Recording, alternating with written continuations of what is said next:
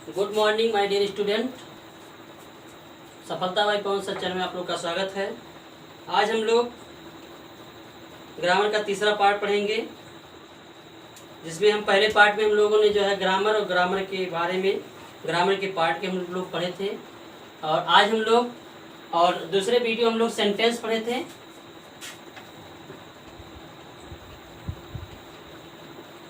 दूसरे वीडियो हम लोग सेंटेंस पढ़े थे और सेंटेंस के प्रकार आप लोग को आज पढ़ाया जाएगा। और सेंटेंस के पार्ट कल आप लोग को बता दिया गया था। आइए हम लोग आज को जो है कुछ एग्जाम्पल को सब्जेक्ट और प्रेडिकेट, कल आप लोग को हम बताया कि सब्जेक्ट और प्रेडिकेट के बारे में, लेकिन आज उसी का कुछ एग्जाम्पल आप लोग के सामने हम रखते हैं। जैसा कि आप लोग जानते हैं कि सब्जेक्ट और प्रेडिकेट कौन होता है। 2 एग्जाम्पल 4 एग्जाम्पल देख लीजिए, आप समझ जाइएगा। जैसे एक आपका लिखा है that old man is coming from Delhi. एक वह बुढ़ा आदमी जो है दिल्ली से आ रहा है। तो सहायक क्रिया इधर जो आपका सहायक क्रिया के बाद सहायक क्रिया से ही लेकर के आपका प्रेडिकेट हो गया और दैट ओल्ड मैन आपका सब्जेक्ट हो गया। कुछ ऐसे आपके कुछ वाक्य मिलेंगे, जिसमें आप लोग को जो है सब्जेक्ट और प्रेडिकेट खोजने में आप लोग को प्रॉब्लम होगा। उनमें से कुछ वाक्य आपके सामने हैं, आइए देखते हैं। आप लोग थोड़ा नोट करते रहिएगा, एक एक वाक्य आपको हम बताते हैं। आप लोग के सामने कुछ वाक्य हैं, आपके सामने 5 वाक्य लिखे गए हैं और इन 5 वाक्य को हम लोग हल करते हैं सब्जेक्ट और प्रेडिकेट। आपका यहाँ से वर्ब है, ये आपका प्रेडिकेट हो गया और हरीश आपका सब्जेक्ट हो गया। He had a good memory, ही आपका ही जो है आपका क्या है, ये आपका सब्जेक्ट है और ये आपका प्रेडिकेट है। ऐसे वाक्य मिलेंगे और थोड़ा हार्ड आ जाएगा, थोड़ा सा हार्ड आ जाएगा। जैसे आपका here comes a teacher, here comes a teacher. और देखिए ये हेयर कम्स ए टीचर, अब ये आपका वाक्य देखिए, वाक्य नहीं लग रहा है, थोड़ा अटपटा साइड का लिखा है। तो इसको आप लोग थोड़ा इसी तरह आपका कंपटीशन पेपर में भी आ सकता है। हेयर कम्स ए टीचर, इसे पूछ लेगा कि प्रेडिकेट है कौन। अब इसको आपको वाक्य को शुद्ध करना पड़ेगा। क्या करना पड़ेगा? शुद्ध करना पड़ेगा। आप लोग बोलते रहिए, बोल नहीं रहे हैं, मुस्कुरा रहे हैं, ठीक है मुस्कुराइए। चलिए देखते हैं। हेयर कम, इसको आप जब शुद्ध करेंगे तो आपका हो जाएगा अ टीचर कम्स हेयर। और इस प्रकार जब आपका हो जाएगा तब आपको पता लग जाएगा कि इसमें करता है कौन। तो आपका वर्ब है, वर्ब के पहले आपका हो गया सब्जेक्ट। ये एस और पी से एस पी दोनों साथ साथ चलेंगे और दोनों से आप लोगों को कंपटीशन में मिलेगा। एस इक्वल टू सब्जेक्ट और पी इक्वल टू प्रेडिकेट। ये नहीं कि मेरा नाम समझ लीजिएगा। चलिए देखते हैं। अगला है सिट डाउन। सिट डाउन आपका एक इम्परेटिव सेंटेंस है। अब आपको कोई अगर बोल दे कि सिट डाउन में सब्जेक्ट है कौन, आप लोग तो पढ़ जाएंगे। अब आपका ऑप्शन दिया रहेगा, ऑप्शन में आपका देखेंगे। अब इसका कर्ता, जैसा कि आप लोग जानते हैं इम्परेटिव सेंटेंस का कोई भी कर्ता नहीं होता है। अगर उसका कर्ता होता है तो हमेशा यू होता है। इस इम्परेटिव सेंटेंस का कर्ता जो होता है हमेशा क्या होता है? यू होता है, और उसके अलावा कोई कर्ता इसका नहीं होता है। तो आप इसमें क्या लिखोगे? इसमें आपका सब्जेक्ट रहेगा कौन? यू। भले ही नहीं दिया गया, लेकिन ऐसे ही क्वेश्चन पूछते, इतना इजी नहीं होता है, हार्ड होता है। जितने हार्ड जाओगे। अब इसे एक वाक्य है the big hungry and green crocodile drained A dear from the reverse. अब आपका आ जाएगा कि ये बताइए इस वाक्य में कर्ता कौन है? इस वाक्य में कर्ता कौन है? अरे सोचेंगे ये कैसी वाक्य आ गई, इतनी बड़ी वाक्य, इतनी बड़ी वाक्य तो कौन सा नहीं बताए थे। लेकिन ध्यान दीजिएगा कि the big hungry and green crocodile. अब देखिएगा वर्ब, वर्ब यहाँ से है, वर्ब यहाँ से है डायरेक्ट से, और डायरेक्ट पहले आपका सब जो है सब पूरा पूरा क्या है करता है। मुस्कुराते रहिए, मुस्कुराइए, पता लगेगा जब आप पेपर में बैठेंगे। इसको जब अच्छी तरह नहीं हलोगे पिटाई करेंगे आप लोग का। तो the big hungry and green, अभी आपका क्या हो गया, ये आपका सब्जेक्ट हो गया। क्या हो गया, सब्जेक्ट हो गया। और जो शेष बचा वो क्या हो गया, ऑब्जेक्ट। सॉरी, जो शेष बचा वो क्या हो गया, प्रेडिकेट। और प्रेडिकेट में सब कुछ आता है, वर्ब आता है, ऑब्जेक्ट आता है, कॉम्प्लीमेंट आता है, जैसा कि हमने आपको कल बता दिया था।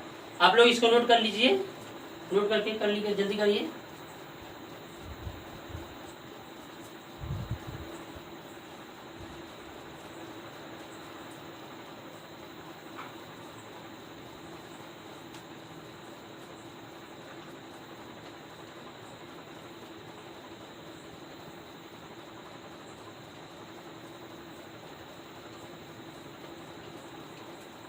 आइए कुछ एग्जाम्पल और दो देख लेते हैं।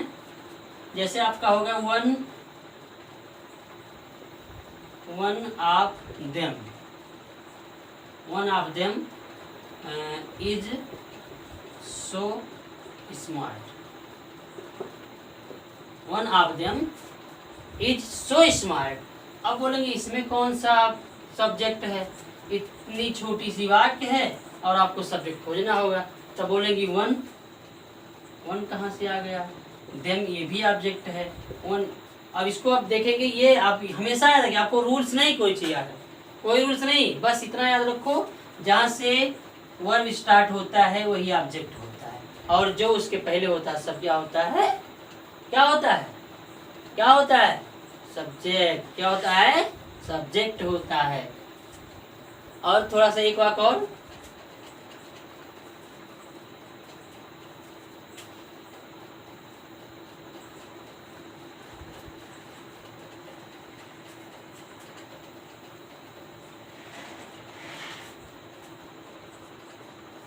जैसे लिखा है smoking is very bad habit, लिखा रहता है ना, smoking is very injurious, smoking is very injurious, या लिखा रहेगा smoking is very bad habit. अब बोलेंगे कि इसमें करता कहाँ, इसमें तो कोई संज्ञा ही नहीं है, कोई सर्वनाम ही नहीं है, कोई संज्ञा ही नहीं है और कोई सर्वनाम ही नहीं है, तो कर्ता मिलेगा कहाँ से। अब हमने बताया आपको एक ही रूल्स कि एक जहाँ से वर्ब स्टार्ट होता है। अब आपके सामने आ जाएगा स्मोकिंग भी एक वर्ड होता है, स्मोकिंग भी एक वर्ड होता है, सॉरी स्मोकिंग भी एक वर्ब है। और जैसे स्मोकिंग में होता है धूम्रपान करना, और जैसे किसी क्रिया में होता है आईएनजी लगता है, जैसे वॉकिंग है, सीइंग है, रीडिंग है, लर्निंग है, तो बोलेंगे इसमें भी आईएनजी लगा है। लेकिन आप एक चीज़ और ध्यान दीजिए, उसको हम अलग से पढ़ाएंगे। यह जो है एक जिरेंडियल वर्ब है,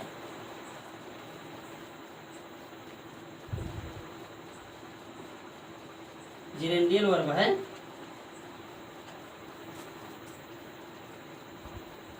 वर्ड लिखेंगे। ये आपका जिरेंडियल वर्ब है, वर्ड है, और ये जो है हमेशा जो जिरंड होता है, जिरंड। अब जिरंड किसे कहते हैं, जब किसी वर्ब के फर्स्ट फॉर्म में, जब किसी वर्ब के फर्स्ट फॉर्म में, जैसे आपका कहीं लिखा है स्पीक लिखा है, तो आईएनजी जोड़ दोगे स्पीकिंग हो जाएगा, आपका जिरंड हो जाएगा।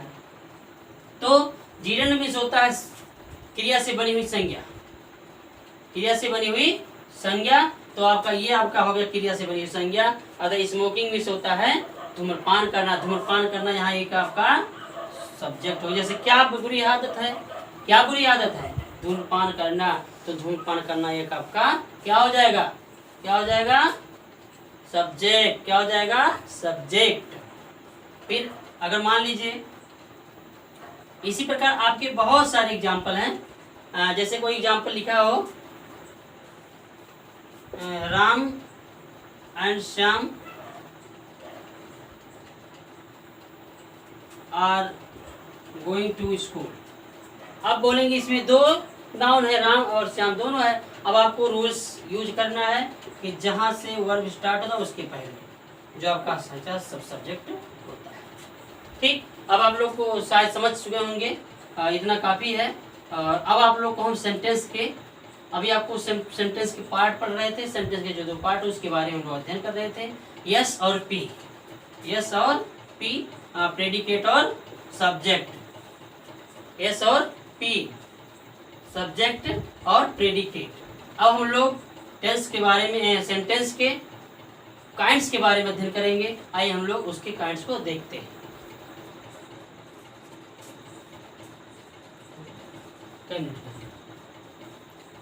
अब हम लोग सेंटेंस के जो है काइंड्स को पढ़ेंगे। सेंटेंस के काइंड्स, सेंटेंस के काइंड दो प्रकार से होते हैं, एक भाव के अनुसार, एक भाव व अर्थ के अनुसार होता है। जैसे एक मीनिंगफुल मीनिंग के अनुसार होता है, आप बोलेंगे भाव व अर्थ के अनुसार।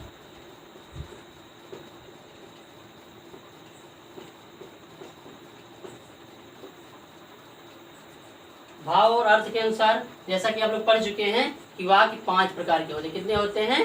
वाक्य 5 प्रकार होते हैं। According to meaning, according to meaning के अनुसार, अर्थ के अनुसार, अर्थ के अनुसार जो होता है वो वाक्य आपका 5 प्रकार का होता है। जैसे लिख सकते हैं अकॉर्डिंग टू,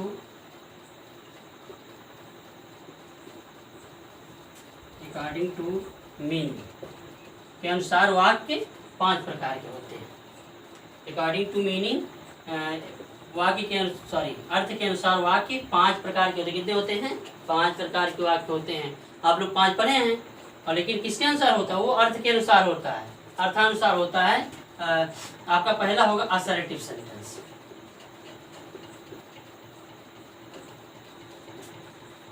असर्टिव सेंटेंस। दूसरा आपका होगा, दूसरा आपका इंट्रोगेटिव सेंटेंस।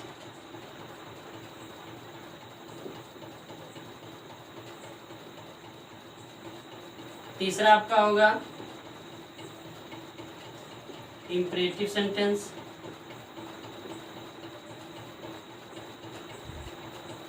चौथा आपका होगा ऑब्जेक्टिव सेंटेंस।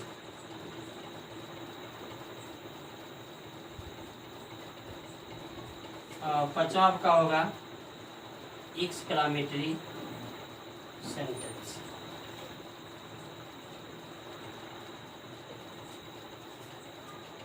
ये जो है भाव के अनुसार जो है, अर्थ के अनुसार जो है, अर्थ के अनुसार वाक्य 5 प्रकार के होते हैं। अब देखते हैं हम लोग इसकी मीनिंग पहले देख लेते हैं। असर्टिव मीन्स होता क्या है? असर्टिव मीन्स होता क्या है? अब आप लोग कहीं देखेंगे तो असर्टिव मीन्स आप लोग को मिलेगा साधारण वाक्य या स्वीकारात्मक वाक्य या सकारात्मक वाक्य। ये असर्टिव सेंटेंस की मीनिंग आपको मिलेगी। लेकिन असर्टिव सेंटेंस में क्या होता है? विधि सूचक वाक्य। क्या होता है? विधि सूचक वाक्य। क्या होता है? विधि सूचक वाक्य। नोट कर लीजिए आप लोग।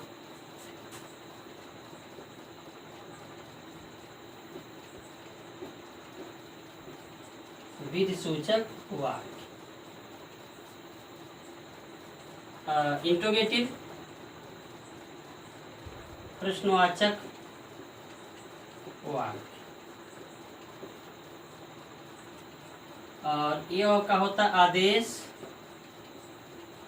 निवेदन, सुझाव, आग्रह सूचक वाक्य। इच्छा बोधक वाक्य,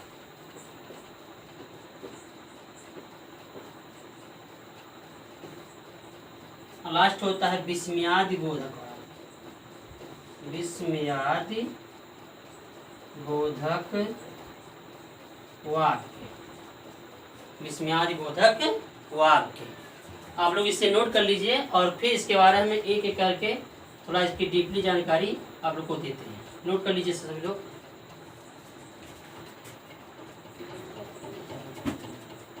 अब हम लोग असर्टिव सेंटेंस देखिए। हम असर्टिव सेंटेंस को आप लोग को बताएं, विधि सूचक वाक्य। जो असर्टिव सेंटेंस को जो व्यक्ति जान लेगा, असर्टिव सेंटेंस के बारे में जिसको जानकारी हो जाएगी, वो इन चारों शेष चारों सेंटेंस की जानकारी हो जाएगी। जैसे विधि सूचक वाक्य इसे क्यों कहते हैं? क्योंकि सारे विधि विधान इसी में होते हैं। असर्टिव सेंटेंस में सारे विधि विधान होते हैं, सारे टेंस इसी में आते हैं, टेंस सब इसी में आते हैं, सब यूज इसी में आते हैं, चाहे वो मॉडल वर्ब हो या कोई सहायक क्रिया हो, टेंस हो, सब किसमें आते हैं? असर्टिव सेंटेंस में आते हैं। असर्टिव सेंटेंस की अगर आपकी अच्छी जानकारी है तो इंट्रोगेटिव बनाने में कोई प्रॉब्लम नहीं होगी। इंट्रोगेटिव में सहायक क्रिया बाहर कर लेते हैं, सहायक क्रिया को बाहर कर लेते हैं, या कोई पर्सनलाइज्ड शब्द आता है उसको पहले ले लेते हैं, आपका इंट्रोगेटिव हो जाता है। और इसकी जो है लास्ट में आपका क्वेश्चन मार्क लग जाता है। इंपरेटिव सेंटेंस क्या होता है? जो कोई वाक्य क्रिया के इसके बारे में हम अलग अलग से एक बार जानकारी देंगे आप लोग को। इसके बारे में एक एक करके हम जानकारी दे रहे हैं। आइए हम असर्टिव सेंटेंस को देखते हैं।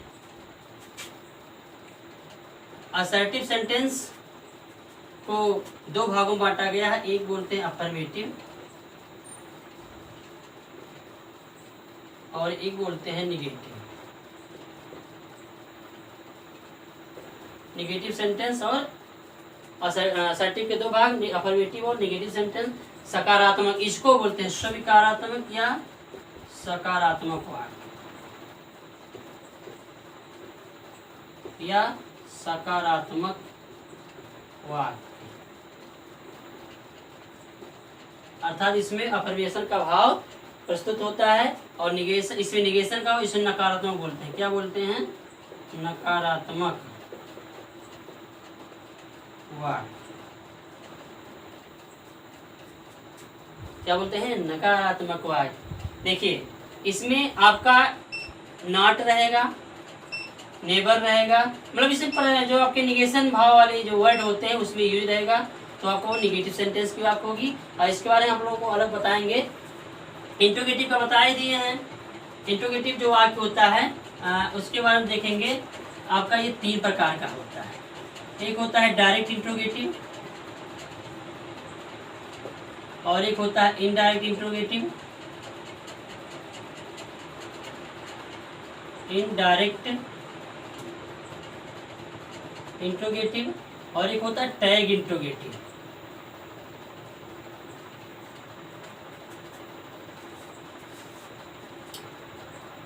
इंट्रोगेटिव सेंटेंस जो होता है वो तीन प्रकार के होते हैं। कितने प्रकार के? तीन प्रकार के होते हैं। डायरेक्ट इंट्रोगेटिव, इनडायरेक्ट इंट्रोगेटिव और टैग इंट्रोगेटिव। इनका मीनिंग क्या होता है? प्रत्यक्ष प्रश्नवाचक वाक्य, अर्थात वह वाक्य जो यस और नो की भावना प्रस्तुत करती है उसे हम डायरेक्ट इंट्रोगेटिव सेंटेंस की वाक्य कहते हैं। जो यस, इसको बोलते हैं यस और नो वाली वाक्य। डायरेक्ट इंट्रोगेटिव को बोलते हैं यस और नो वाली वाक्य। जैसे बोलते हैं और इसका हिंदी में जब अर्थ निकालते हैं तो इसका पहला अक्षर क्या होता है? क्या होता है? क्या होता है? जैसे बोलते हैं do you know, do you know, क्या तुम मुझे जानते हो? Question mark. Do you know, क्या आप मुझे जानते हो? तब आंसर आएगा यस और नो। नहीं मैं आपको नहीं जानता, या हाँ मैं आपको जानता हूँ। इसे यस और नो वाला वाक्य भी कहते हैं। इसे यस और नो का इंट्रोगेटिव सेंटेंस भी कहते हैं।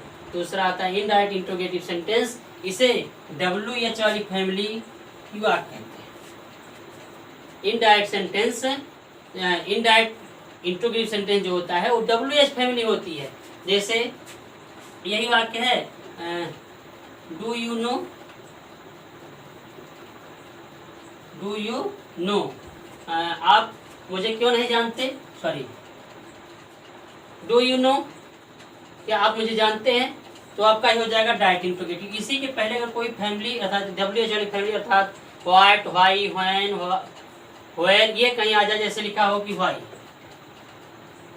अब इसका अर्थ हो जाएगा कि आप मुझे क्यों नहीं जानते हो, आप मुझे क्यों नहीं जानते हो। तो ये यस वाली फैमिली, यस और नो वाली फैमिली और WH वाली फैमिली। अब आता है tag interrogative sentence. Tag interrogative sentence, इसको बोलते हैं पुछल्लू प्रश्नवाचक वाक्य। क्या बोलते हैं? पुछल्लू प्रश्नवाचक वाक्य। अब जैसे मतलब इसका होता है, इसका प्रयोग देहाती या बोलचाल की भाषा में ज्यादा किया जाता है। पुछल्लू प्रश्नवाचक का प्रयोग जो होता है वो देहाती भाषा में ज्यादा किया जाता है। गांव में लोग ऐसे पूछते नहीं, कहा भैया चलोगे ना आज? चलोगे ना? तो उसको बोलते हैं, लास्ट में बोलते चलोगे कि नहीं चलोगे, खाओगे कि नहीं खाओगे, नहीं खाना हो तो बता दो, नहीं खाना हो तो बता दो। तो वही आपका टैग इंट्रोगेटिव सेंटेंस है। जैसे एक एग्जांपल देखते हैं,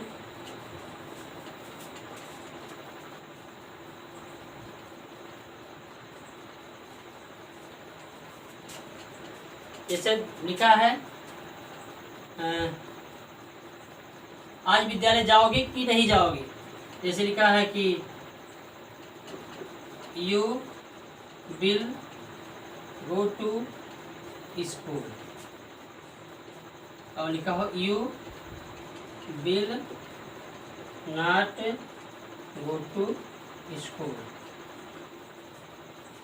ऐसे वाक्य रहेंगे। अगर वाक्य अफर्मेशन में रहता है तो अगर वो पुछल्लू प्रश्नवाचक रहेगा तो वो सहायक क्रिया विथ नॉट रहेगा, और नॉट का साथ कामा लगा देंगे और लिखेंगे विलंट, विलंट, और इस सर्वनाम कर्ता को दोबारा लिख देंगे और क्वेश्चन मार्क लगा देंगे। अब हो जाएगा आप विद्यालय जाओगे कि नहीं जाओगे, आप विद्यालय जाओगे कि नहीं जाओगे। और यू विल नॉट, अगर ये निगेटिव वाक्य है तो इसको अगर टैग इंट्रोगेटिव बनाएंगे तो कामा लगा देंगे और कामा के बाद लिख देंगे सहायक क्रिया प्लस कर्ता विल यू। तुम विद्यालय नहीं जाओगे कि जाओगे, तुम विद्यालय नहीं जाओगे कि जाओगे। डायरेक्ट इंट्रोगेटिव सेंटेंस जिसे यस आर नो वाली फैमिली कहते हैं, या यस आर नो वाली इंट्रोगेटिव वाक्य कहते हैं। इनडायरेक्ट इंट्रोगेटिव जिसे WH वाली फैमिली कहते हैं, अर्थात WH वाली फैमिली का प्रयोग इसमें किया जाता है।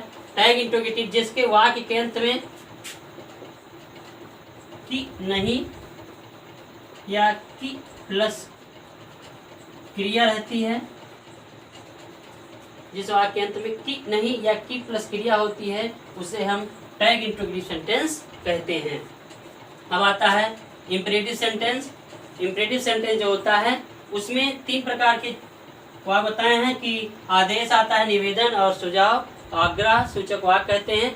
और इसके बारे में है, इन सब के बारे में मैं अलग से एक बार जानकारी दूंगा दूसरे वीडियो में। इंपरेटिव, ऑप्टेटिव और एक्सक्लेमेटरी सेंटेंस। और ऐसे आप लोग को सामने लिखा गया आदेश निवेदन, अतः इसमें आदेश की भावना मिलेगी। इच्छा, इसमें इच्छा जताई जाएगी। और इसमें ऐसा कोई वाक्य रहेगा जो विस्मय, आश्चर्य का भाव पैदा करता है, वही विस्मयात्मक वाक्य कहलाएगा। अब आप लोग को सेंटेंस में हमने बताया कि अकॉर्डिंग टू मीनिंग के अनुसार वाक्य 5 प्रकार के होते हैं। कितने होते हैं? 5 प्रकार के होते हैं। आप लोग बोला करिए। और इसके बाद अब हम लोग देखते हैं कि बनावट के आधार पर, बनावट के आधार पर वाक्य कितने प्रकार होते हैं। आइए हम लोग इसको देखते हैं।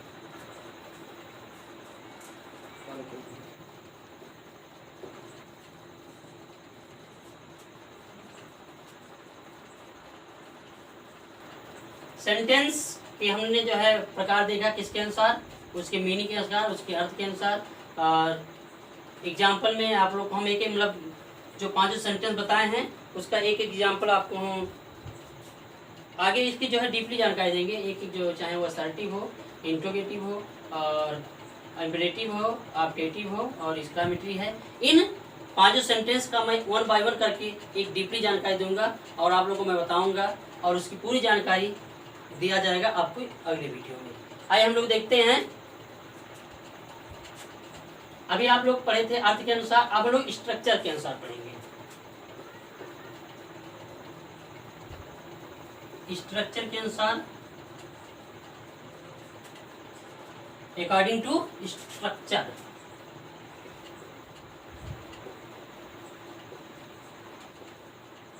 बनावट के आधार पर,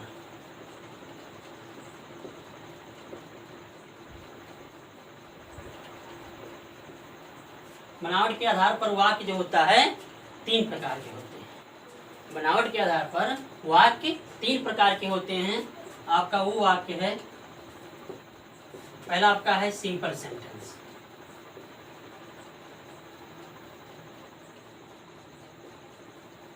आपका नंबर 1 है सिंपल सेंटेंस, दूसरा आपका है कंपाउंड सेंटेंस,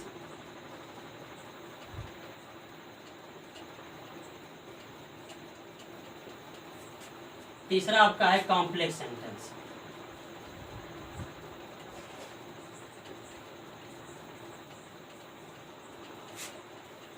बनावट के आधार पर जो है वाक्य 3 प्रकार के होते हैं, सिंपल सेंटेंस, कंपाउंड सेंटेंस और कॉम्प्लेक्स सेंटेंस। सिंपल सेंटेंस और compound sentence, complex sentence. Simple sentence का हिंदी में अर्थ होता है साधारण वाक्य। कंपाउंड सेंटेंस का अर्थ होता है संयुक्त वाक्य।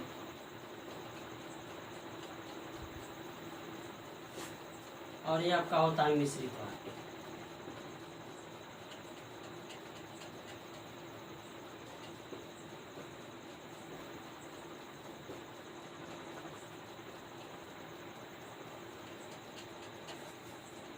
सिंपल सेंटेंस में जो होता है वन सब्जेक्ट होता है। क्या होता है? वन सब्जेक्ट केवल होता है, वन सब्जेक्ट।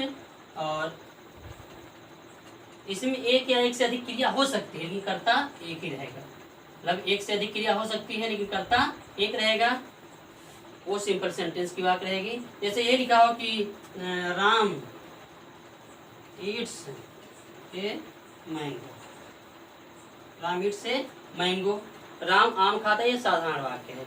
आप एक दूसरा लिख सकते हैं, plucking the flower, comma Sheela offered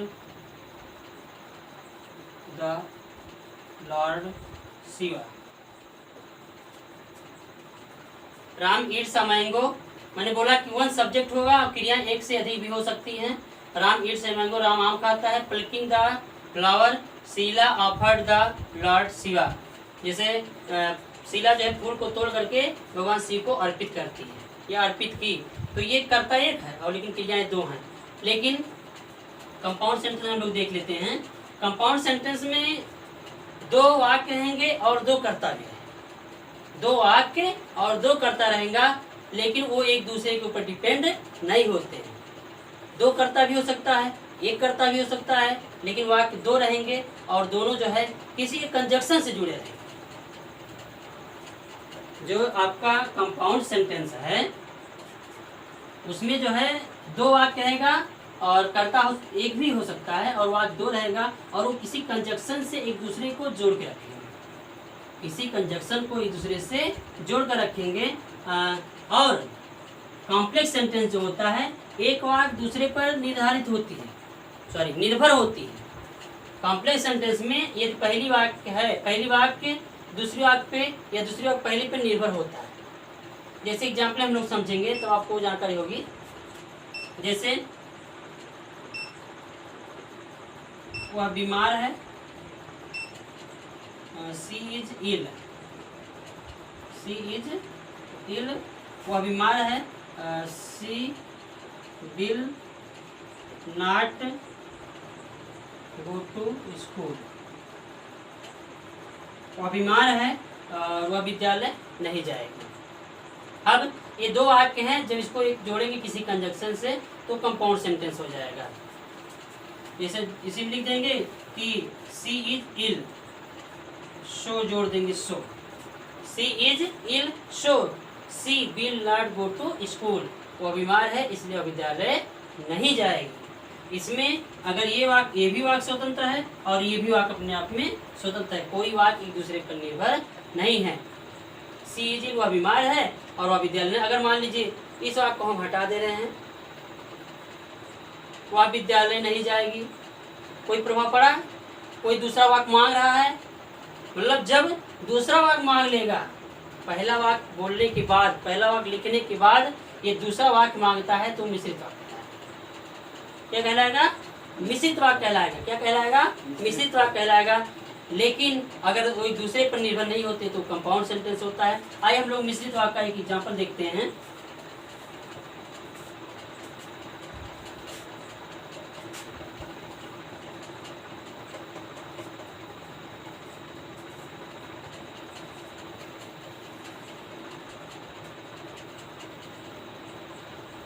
जब when I saw a lion,